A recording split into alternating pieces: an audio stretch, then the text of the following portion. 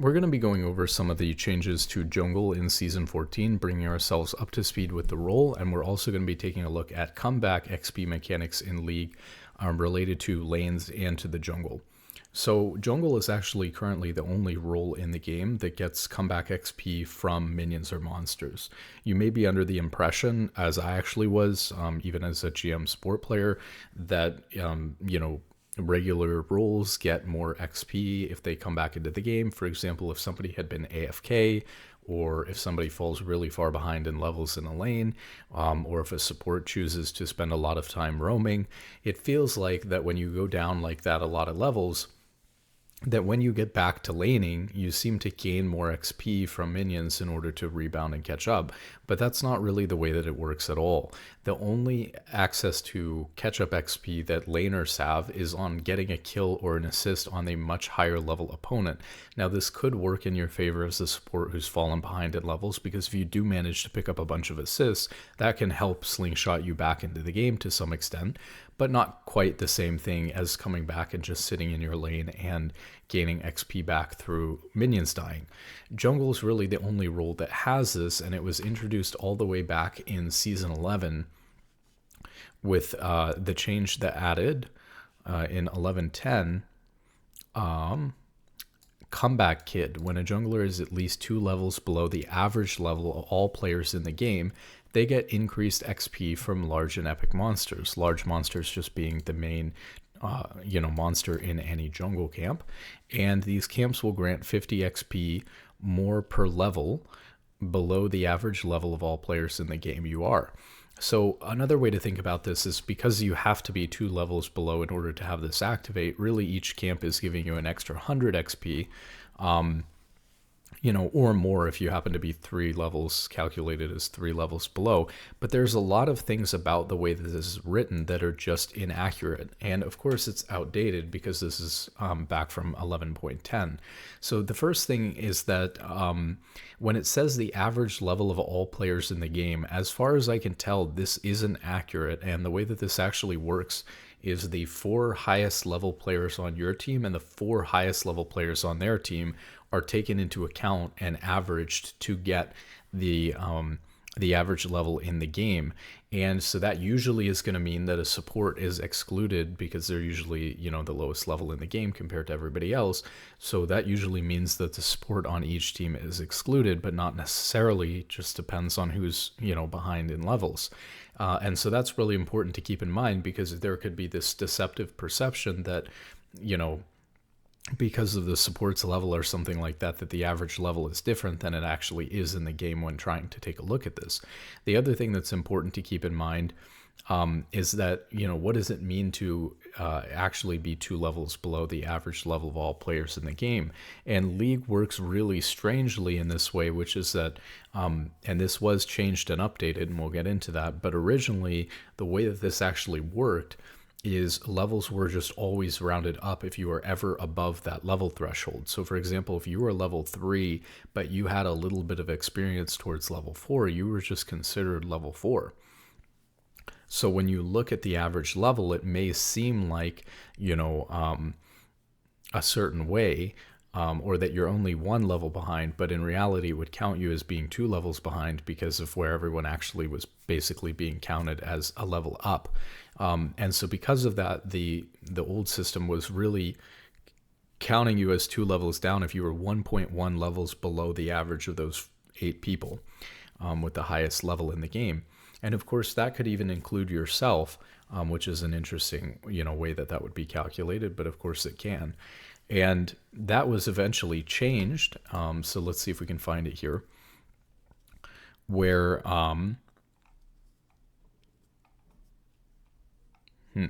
it was changed so that rather than being 1.1, it was changed to 1.5, which makes a little bit more sense. Let's see if we can find this here. Maybe it's in here.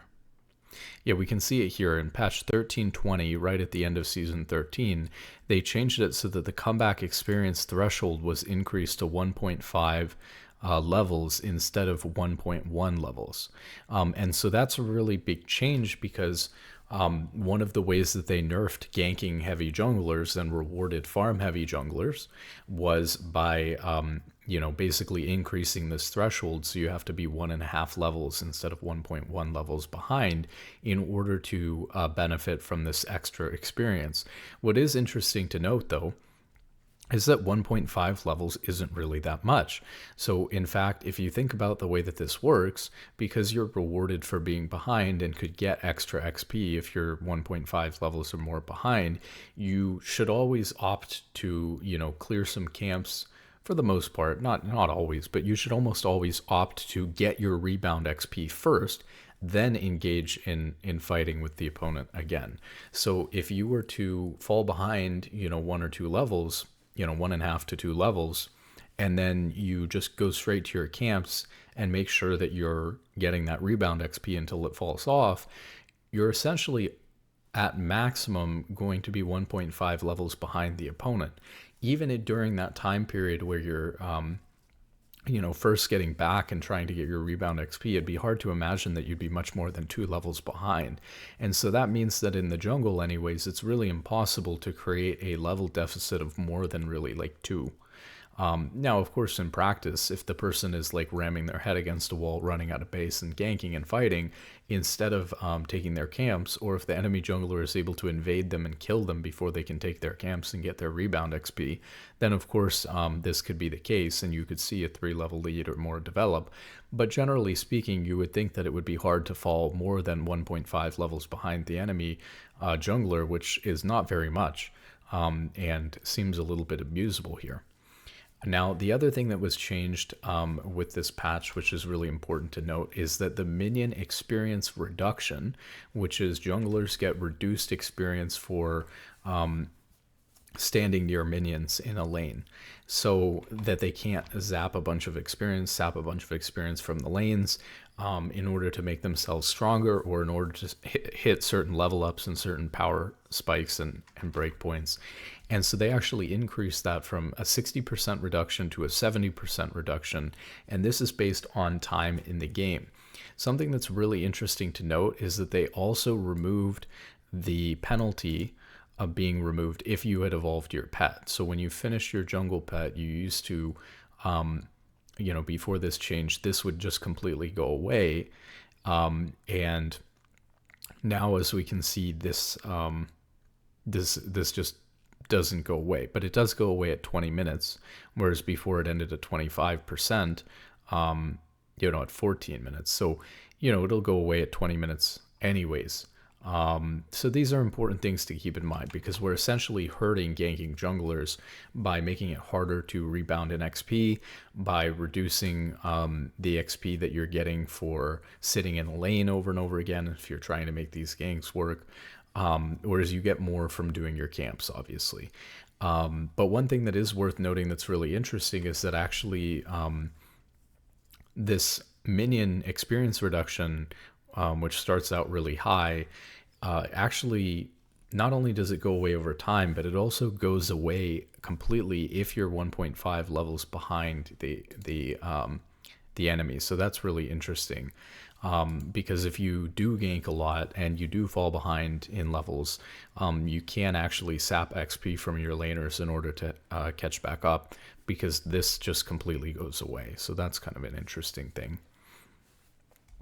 Okay, so we have these experience changes, right? So obviously they changed this from 1.1 to 1.5. We know that it's the average level of the 8 highest level players, not of all of the players in the game, like it says. And that's going to result in you getting that comeback XP in the jungle of 100 XP per large monster, since it's always going to count you as 2 levels behind if you are, 1.5 levels behind or more. And so if it's ever active, it's going to be 100 XP per camp. So keep that in mind, right? That's how comeback XP in the jungle works.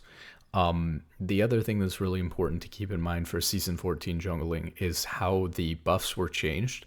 So the way that the buffs work now is that at 20 minutes into the game, the buffs, when you kill blue or red buff, will give that buff to everyone on your team. And so I see a lot of players, especially in lower ranks, not really adapting to the way that this works, or not understanding it even in the jungle itself. So there's some pretty obvious implications here, which is that let's say it's 19 minutes into the game or 19 minutes and 30 seconds into the game. Do we want to take red buff or blue buff at that time? Or would it be better for us to just wait 30 seconds or wait a minute and then take it when it's going to give the buff to everyone on our team? Obviously, it could be worth delaying the buff for 30 seconds in order to give it to everyone on our team instead of just taking it for ourselves. There is still a weird interval in the middle where if you complete your jungle pet quickly enough, you will give, the ring on the ground where you can give a buff to one other ally. And so you'll see in the beginning of the game, obviously, when the jungler hasn't done much with their pet, they're just going to be able to take red or blue buff for themselves. Then once they get the upgrade on their pet, they're going to be able to drop that second buff down for somebody on their team. And then at 20 minutes into the game, it's going to go to everyone on your team. So really important because of this, that you don't just take the buff, like 19 minutes and 50 seconds or something like that, and just, deny your whole team the buff for no reason because you didn't want to wait 10 seconds. The other thing that's really important that I see people doing a lot is really important to take the buff when your teammates are alive because they don't get the buff if they're dead. So a lot of people I see, oftentimes, especially later into the game when this sort of thing is happening, is like junglers will be using the time that their teammates are dead or respawning or in base buying items to clear some of their camps before they actually have to play with their team on the map. And in that time, they'll often take buffs while their teammates are dead, denying their teammates those buffs for a whole 5 minutes, which is really, nonsensical. So if you have the opportunity to, now of course there are going to be times where the enemy team is going to come take the buff away from you. If you wait a whole minute at 19 minutes, or, if you wait 30 seconds for your team to respawn, or you're going to have to retreat to base, and so you just don't have time to take it. In that case, you're more or less, even though it's your own buff, you're thinking about denying it from the enemy team rather than being able to maximize the amount of people on your team that you're giving it to. But nonetheless, you should be trying to make sure that your teammates are getting all of those buffs by taking it, at 20 minutes instead of right before, and by taking it when all your teammates are alive, if possible, right, instead of when all your teammates are dead. So those are some basic things about the buff changes. Another important thing that people have been discussing is, how effective is counter jungling, considering the fact that when you kill a camp, it levels up, and when it levels up, it grants more gold and XP. And so usually if you counter jungle, you're killing the enemy junglers' camps first. So they're going to have a higher level camp respawning faster than you're going to have a higher level camp respawning. And so while you're taking gold and XP away from them in the short term, in the long term, if you don't retake that camp, if you don't come back and take that camp over and over again, some of the advantage is going to be mitigated because of the fact that you're actually accelerating the levels on their camps. I wouldn't really worry about this too much, because when you think about taking away a camp from an enemy jungler, you should really think about like the kind of opportunity cost here for everybody, which is that because you're denying them a certain amount of gold and XP and giving yourself a certain amount of gold and XP, it's a much bigger swing than just like taking your own camp. So because of that, if you're taking a camp that the enemy jungler would have taken otherwise, you're getting quite a big benefit from that. And so I would say that counter jungling is very much still on the table because of the fact that that is so powerful. So even if you lose some of the benefit of doing that, because they're going to have a camp respawn with slightly higher level that's going to give them slightly more gold and XP, I don't think it's going to matter too much, because when you get back to your camp, let's say that you actually end up trading camps, well then there's no harm, no foul. There's really no negative to that at all, because yours is going to respawn at the same level as theirs. You're just taking one on a different side of the map because of where you are located at the time. And if you don't end up trading them, well, sure, it's true that when they get back to their raptors, if they have like level 2 raptors or something like that, and yours are still level 1, it's true that they're getting level 2 raptors and you're getting level 1 raptors, but you got 2 level 1 raptors and they got 1 level 2 raptors. And so when you look at like the difference, between like a level 1 raptor and a level 2 raptor, it's not so big that it would make up for, like them missing out on an entire camp in the first place. I mean, we could even pull this up. Let's take a look. So if we look at like the Raptor camp, we can see that the amount of XP that it gives, we can even see that 1 and 2 are literally exactly the same. And the amount of XP that it gives between 3 and 4 and 5, 6, 7, 8, and the level is capped at 8, is literally only 1 XP. But is this for the whole camp? Apparently.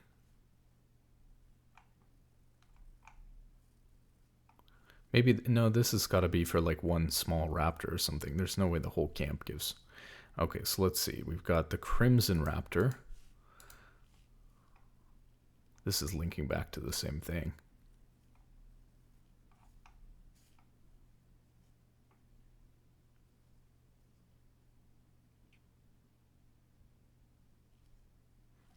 What is the difference between a raptor and a Crimson Raptor? It consists of 1 Crimson Raptor and 5 lesser raptors. So here's the Crimson Raptor, right? This is the main one. It's literally a 1 XP difference. And what about the raptors themselves? This is, okay, here's normal, 10 to 15. And we can see that it's the same at 10 at 1 and 2. And then you're getting 0.5 XP per level. And I guess there's 5 of them, right? So if you take all 5 plus the 1, you get 2.5 for the 5 little ones, and you get 1 for the big ones. So we're talking about 3.5 XP. Again, to put that into perspective for you, right? Like in order to level up in League, you know, to go from 1 to 2, you need 280. To go from 2 to 3, you need 380, 480, 580, 680, 780, 880, 980.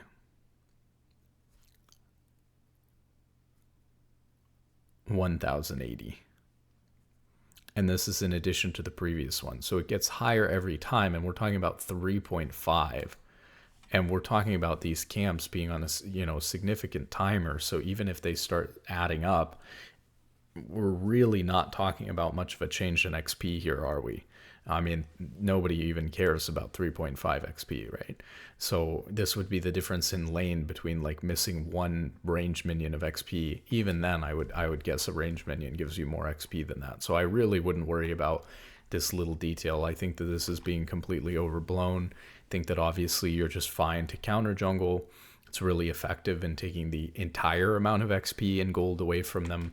So obviously, if we go back and look at the camp, you know, the total amount of XP, like a level 1 or a level 2 Raptor camp, would be, you know, 20 to 30 plus for the normal Raptors or whatever. It would be, you know, 10 to 15 times 5 or whatever. Obviously, this is a much greater amount. We're getting something like 20 plus, so early on we're getting like 20 plus 50, so we get like 70 XP for the whole camp, and obviously that's a lot better than you know, that's a lot better than 3 XP. So I think you'd rather deny and gain the 70 XP than worry about the you know, the 3. Another thing that's important to note here with some of these camps that have the, you know, like the Raptors with the little small Raptors, is that, you know, in the past, you know, and for a newer player, you might be confused because sometimes you see people taking them, sometimes you don't. Sometimes people will take, you know, like they'll like leave 1 little raptor or something like that, for example. Just to be very clear, that doesn't work anymore to prevent the camp from respawning. The camps will respawn if the large monster in the camp, the main thing, has been killed.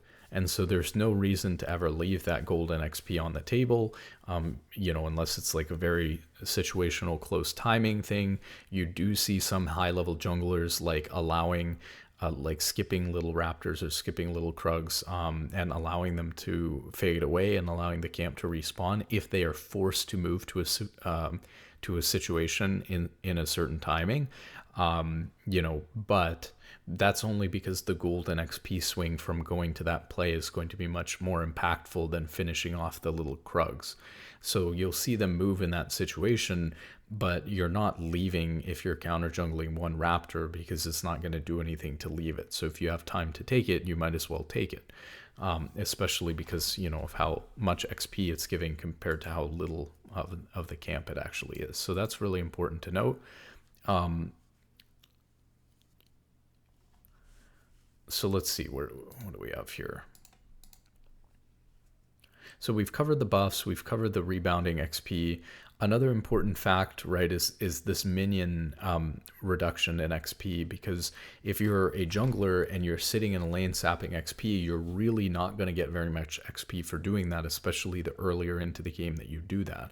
And that's one of the reasons why it's become really more and more important for junglers to be getting golden XP by clearing their own camps, and not by taking CS or by even just sitting in range of minions that are dying, because they're going to actually be losing a lot of XP for that. And if there are two people sharing XP in range, that's also not going to be as good for your laner as them getting solo XP. And so, for those reasons, that's not so good. So let's see here.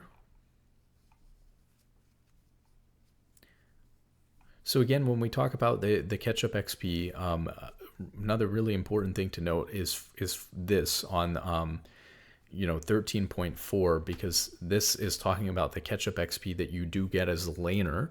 And this is a really interesting and important change because, as I mentioned, there's no bonus catch-up XP that you get as a laner for for just being under leveled and sitting around while you get XP in general or XP from minions. But there is a little bit of rebounding XP for you if you're behind in levels as a laner and you manage to get a kill or an assist on an enemy champion, especially if they're higher level than you. And so there is comeback bonus experience, which was changed in 13.4, which is separate from the jungle rebounding XP. And it can apply to junglers, it can apply to laners, but basically you get an extra 20% XP for a kill or an assist per level difference. And so let's say that you're, 2 levels behind, and they've also specified here that, the comeback experience threshold is 2 levels, just like in jungle. I think we can probably assume that this calculates the same way, meaning it's, so it's going to be 2 levels, meaning really 1.5 levels probably. And in this case, it's based on the person that you get a kill or an assist on and their level compared to yours, not based on the average level in the game. But what's important to note about this is that you're going to get, if you're 2 levels down, an extra 40% XP from that kill or an assist, if this is activated, since it's going to consider you to be 2 levels down in the first place, which is quite substantial. So one way that you do get some comeback XP in a lane is not just passively through minions dying like a jungler would through killing their camps, but you can get some rebounding experience through managing to get a kill or an assist. This is one way that supports feel like they're rebounding, and one of the reasons why I just kind of assumed that there was some sort of rebounding mechanic for laners, even as an experienced support player, is really down to 2 reasons. One, it's because you pick up a lot of assist anyways as a support, even if you're down in levels, and that can really help you come back into the game. But number 2, and this is really important, when we go back to XP and look at the levels, you just kind of, because earlier levels are going to require less XP for you to level up, if somebody's already level 6 and they're trying to get to level 7, they need to get 780 XP in order to go from level 6 to, or actually it would be 680 to go from level 6 to level 7. But if you're still back here at level 4, you only need 480, which is, not quite, but almost half as much XP as you would need to go from level 4 to 5 as you would need to go from level 6 to 7. So all of a sudden, right, these big discrepancies in just the way that the levels work in general and how much XP you need to get to the next level is going to make it look like you're leveling up faster from 2 to 3, from 3 to 4, because you just do that naturally in a game. So if you're behind and you're sitting at one of these earlier levels and someone's ahead of you, they're going to get to their next level spike later than you're going to get to yours. And that kind of makes it look like there's some sort of comeback mechanic. Of course, if you're also getting kills and assists on top of that in order to come back, that can also be a really big deal and make it look like you're gaining a lot more XP than you should. But there is no normal comeback XP mechanic other than on kills and assists for laners. So, I hope that you guys found this helpful, considered things like the buff changes and when you should be taking those buffs in order to get them to all of your teammates. The rebound XP mechanics in jungle and in lanes. In jungle, obviously, through taking your camps if you're 1.5 levels behind the 8 highest level, the average of the 8 highest level people on the game. And then if you're in a lane, getting comeback XP through getting kills and assists on people who are higher level than you. And just kind of naturally looking like that's occurring because you're lower level and it's easier to get to your next level breakpoint. And junglers getting punished for sitting in lanes and zapping XP because of the increase to the minion XP reduction for junglers. But that falling off if they fall really far behind, and of course slight downside to counter jungling, but really being overblown by people. And I think that obviously the XP that you take and deny from gaining a camp is much bigger than the 3 XP or whatever it was that you would end up losing out on in the long term that they would get on their next camp take compared to you. So hope that helps. Good luck in solo queue and have a wonderful day.